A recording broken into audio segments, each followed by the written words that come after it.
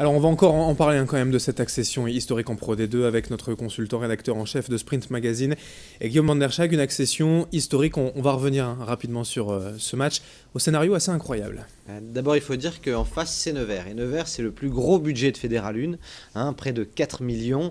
C'est une équipe qui n'a pas perdu de toute la saison régulière, qui était encore invaincue avant ces demi-finales de play-off. Malgré tout ils l'ont fait, mais c'était dans la douleur, c'est le moins qu'on puisse dire. Certes, ils l'avaient emporté avec donc un petit matelas d'avance lors du match aller, 23-10, mais ils étaient menés 24-3 à la 56e minute. Donc à ce moment-là de la rencontre hier, eh bien, la Pro D2 s'était déjà presque envolée, Adrien.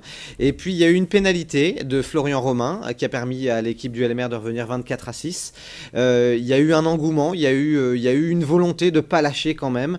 Et comme un symbole, à la 80e minute, un essai collectif qui permet au LMR de revenir 24-13 et du coup sur l'ensemble de deux matchs de se qualifier pour la finale. Et on le rappelle, les deux finalistes des playoffs de Fédéral 1 sont qualifiés pour la Pro D2.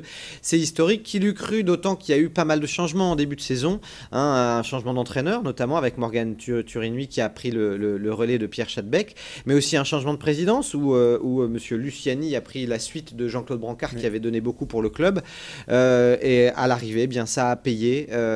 Aujourd'hui on attend des affiches exceptionnelles au stadium, des équipes dont tout le monde a entendu parler, des équipes qui sont passées par le top 14, notamment Bayonne, le Biarritz Olympique, Perpignan, Béziers, Narbonne. Enfin, ça va être vraiment exceptionnel. Il y aura une belle affluence et le projet a le mérite de franchir un échelon, parce que ça faisait des années qu'on parlait d'eux et où ils n'étaient pas forcément récompensés. Là, le projet va franchir un échelon, et quel échelon! Les playoffs encore, mais alors en basket, un autre sport en Pro B. Ouais, alors des fortunes diverses pour les trois clubs régionaux qui étaient en Pro B, Denain, Le Portel et Orchy. D'abord en quart de finale, Denain et Orchy s'affrontaient. Denain s'était imposé 73-67 à l'aller alors qu'ils avaient été derrière pendant toute la rencontre. Et ils sont allés gagner à la Davo Pével Arena à Orchy hier soir, 60-54. Donc Denain jouera les demi-finales. Demi-finales que joueront peut-être les joueurs du Portel qui ont réalisé l'exploit en allant gagner à Hier-Toulon 72-70. Malheureusement, sur leur terre, ils n'ont pas réussi à s'imposer hier et ils se sont inclinés 78-80. Donc il y aura un match d'appui mardi, donc demain soir à Toulon. Et si jamais les Portellois avaient la bonne idée de passer, il y aurait deux équipes régionales en demi et donc une vraie chance pour un club de Pro B d'aller en Pro A. Et pour remplacer par exemple Boulogne, pourquoi pas.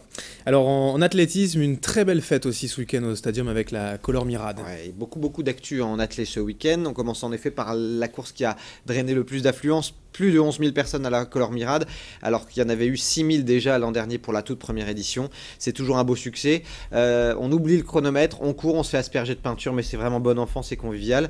Et tout ça dans un esprit un peu de Jones avec de la musique électro. Voilà.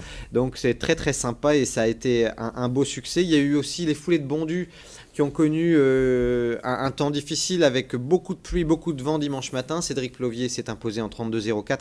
Romain Carrette qui termine deuxième en 32 minutes 34. Il y avait 3000 personnes au Trail de la Fraise ce week-end également. Et enfin un petit mot par rapport au championnat de France de duathlon à Cambrai, avec un 7 km à pied, 90 km à vélo et à nouveau 14 km à pied. C'est le Normand Robin Moussel chez les hommes qui s'est imposé et Isabelle Ferrer chez les femmes. Alors vous avez parlé de vélo rapidement, il y avait aussi un petit événement quand même en cyclisme ce week-end. Avec le Paris-Roubaix Espoir, et c'est un Suisse qui s'est imposé. Après Fabienne Cancellara, peut-être c'est la relève. Le Suisse Lucas Sprengler de la BMC s'est imposé en solitaire. Deux Français ont terminé au 3e et 4e place. Et puis rapidement, petite info en bref pour le Women of Ball, Women of the World. Absolument, c'est un événement de basket féminin qui avait lieu ce week-end à Ronchin avec un tournoi 5x5 et 3x3. Il y avait des joueuses de tout niveau venant de toute la région, Arras, le SBVA bien sûr, Wascal, Ronchin, Armentières, une excellente ambiance. Et c'est Armentières qui a raflé la mise et qui donc ira défier les autres équipes lors de la finale nationale à Limoges. Faut rappeler que Women of Ball, ça vient de l'association Women of the World qui a pour but de faire la promotion du talent au féminin, quels que soient les secteurs, le sport, la culture, l'économie, etc. Eh bien c'est noté, merci Guillaume Van der Schaag pour toutes ces infos. On vous retrouve vendredi bien sûr pour le week-end prochain, même si au fur et à mesure on aura un petit peu moins de sport forcément à l'agenda. Merci à vous, bonne journée. Bonne journée, bonne semaine à tous.